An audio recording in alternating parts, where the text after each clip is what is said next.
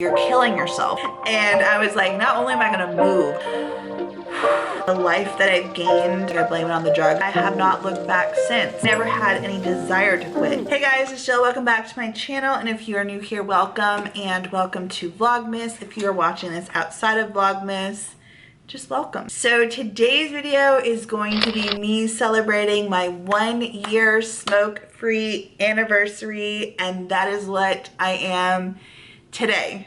1 year smoke-free. And I wanted to talk to you guys, if you are a smoker and maybe I'm gonna be honest, I actually didn't even want to quit smoking. I mean, I guess part of me wanted to, but I just didn't feel like I was ready. And I'm here to tell you, if you're waiting until you're ready, you are never going to be ready. I still, even though all of these things I'm about to tell you, I was still not ready to give up smoking. But I had the faith and I made the decision that now is the time. Now is the time. I have to do this for me, and if I don't do it for me, then I have to do it for my kids. Because ever since my kids started learning the dangers of cigarette smoke and what it will do to you, they kept reminding me, you're killing yourself, stop. And then my daughter would cry and be like, you're killing yourself, stop. And I felt so freaking guilty, but I was just like, I enjoy smoking. I'm not going to give it up. Like, why? Really, you think, why would you enjoy smoking? You think about smoking, you think about, you smell, it's ruining your teeth, it's ruining your taste buds, your smell. Like, there are so many things that go into smoking that you just, you know, you light up the cigarette and you don't even want to think about it. Obviously, you don't want to sit there and think like, what am I doing to my lungs? What do my lungs look like? You know, my taste buds, all of these things. I had downloaded this app and it goes into all of the things that now that you're smoke free, you have lessened the chance of this and this and this and this. And I wanted to go into that because this is really important. My blood pressure has decreased. My heart frequency decreases, which is my heart rate, which it truly has.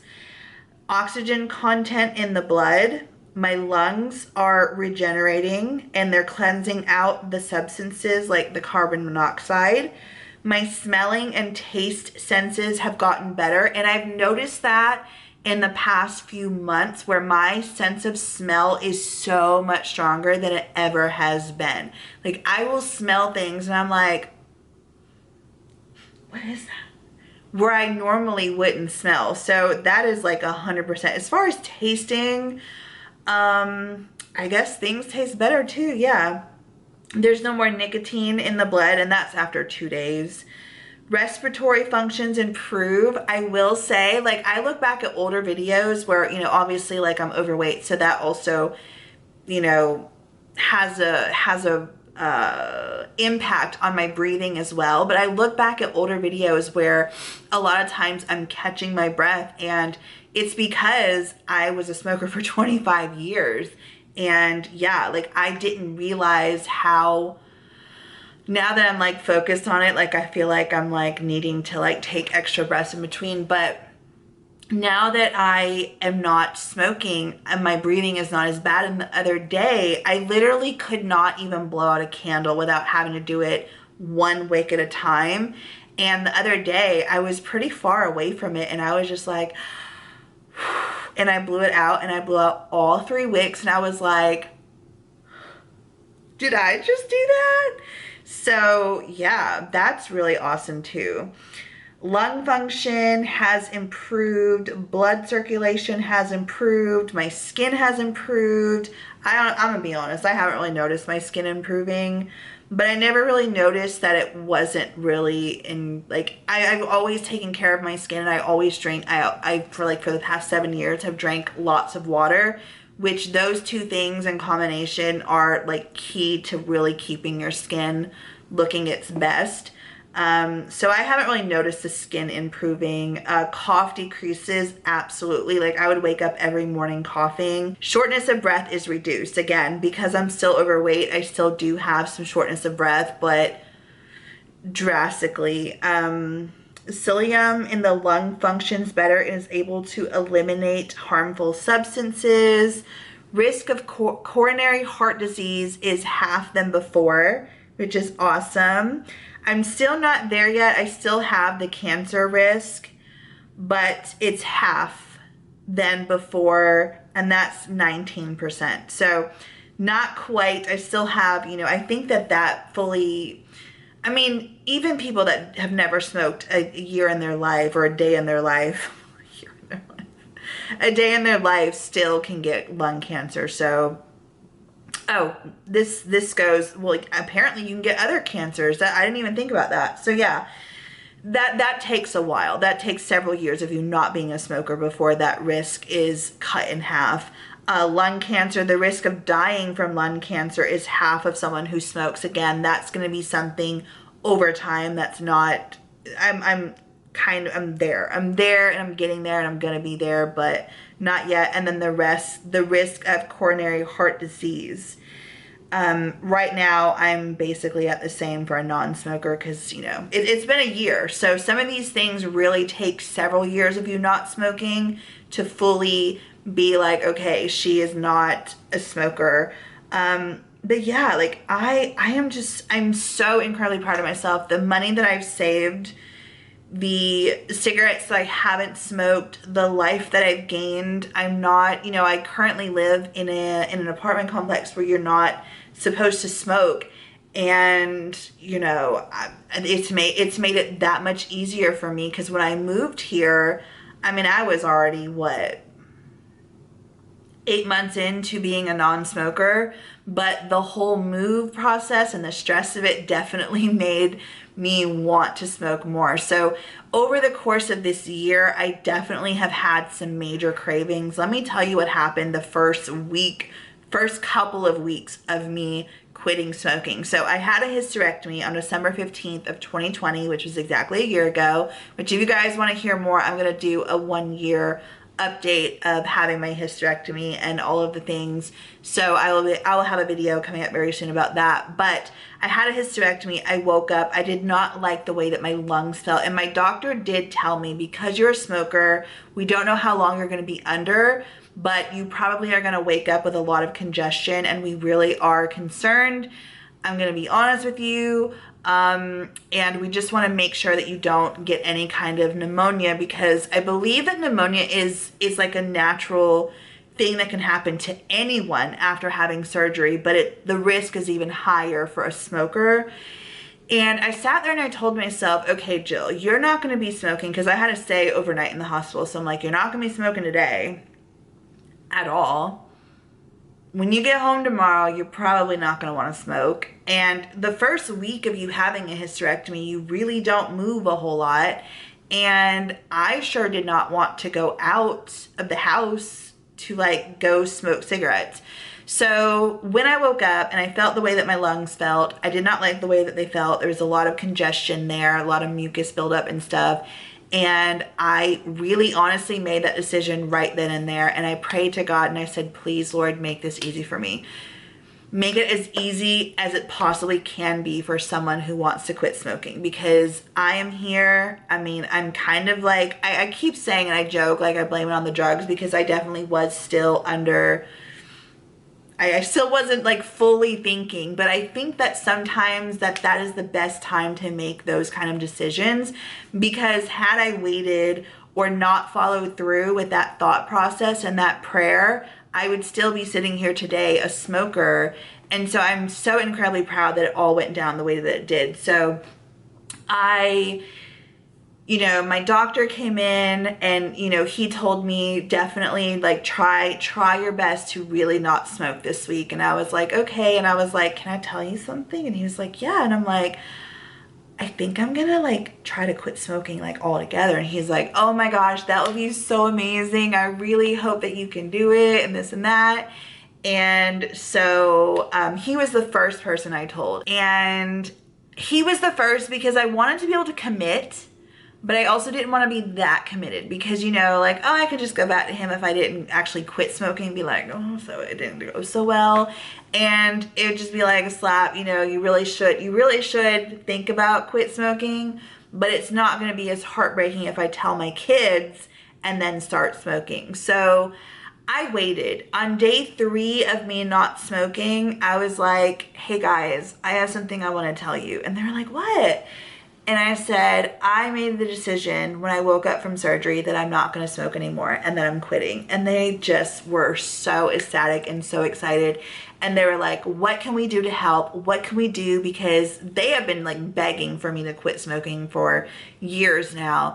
And so I just, with their support, was able to not smoke. So yeah, that happened.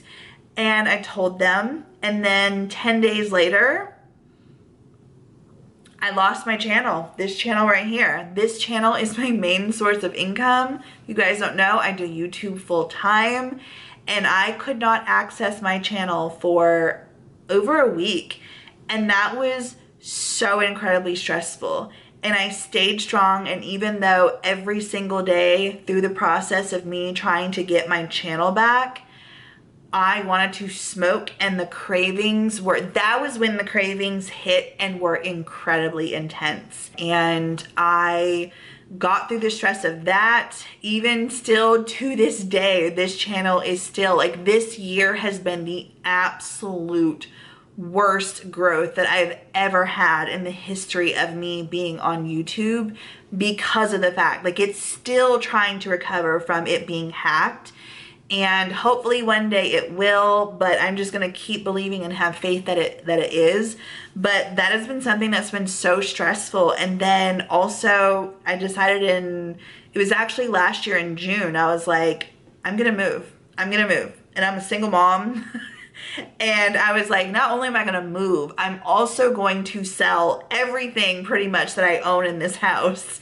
So it was a very, very, very stressful time in my life. And yes, I had intense cravings. And when I got here and moved to this house, yes, I had intense cravings. Was I a big B? Yes, I was. Did I say things to my children that I regret? Yes, I did. But the thing is that I never, even though I wanted to, I never laid my hands on a single cigarette. I have not looked back since. And do I crave them? I do. If I hear someone say cigarette, I crave it.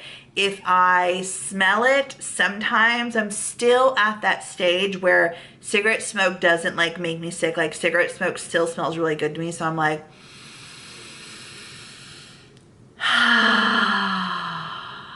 and obviously sometimes if I'm really stressed out, I'll want a cigarette or I'll crave a cigarette.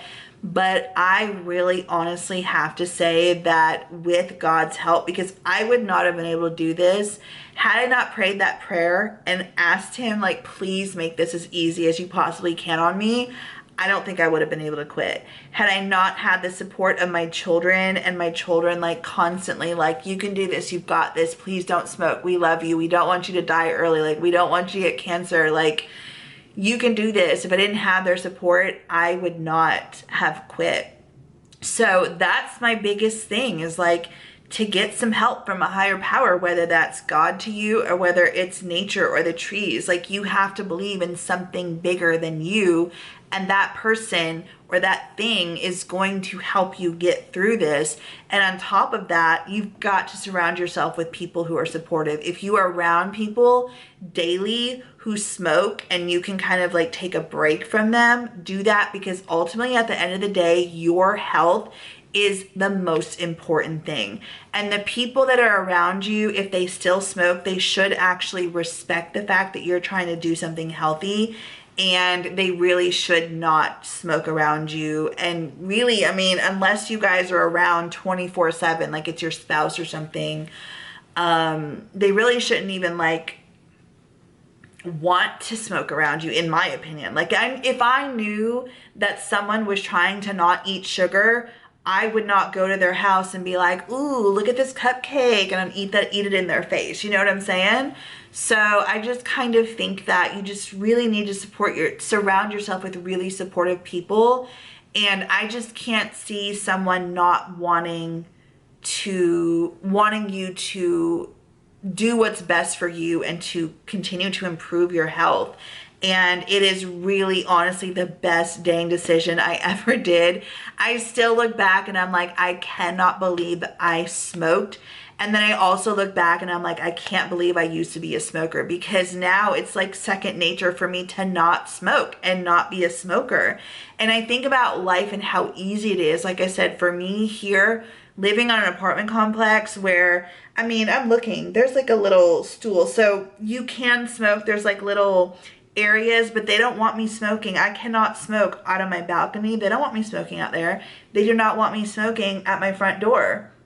And they have this little bench set up and then a little smoker ashtray thing. So if I living here, if I wanted to go smoke, every time I wanted to smoke a cigarette, I would have to walk down 3 flights of stairs and then walk over to that area and smoke a cigarette. How inconvenient is that? And would that be for me? Or I would have to walk down the 3 flights of stairs, get in my car, and go off of this apartment complex and go somewhere else and smoke in my car. I don't know. It's just amazing. And I think about all of the things, because that would have been such an inconvenience, but I don't have to worry about that because I'm not a smoker. So it's amazing. I'm so incredibly glad that I made the decision. I'm so incredibly glad that I stuck with the decision too, because that was a thing.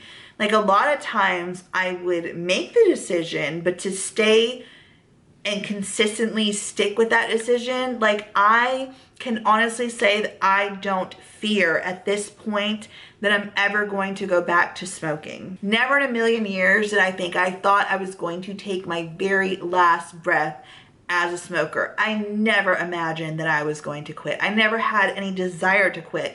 When I said I'm gonna quit smoking, I still did not have the desire to quit.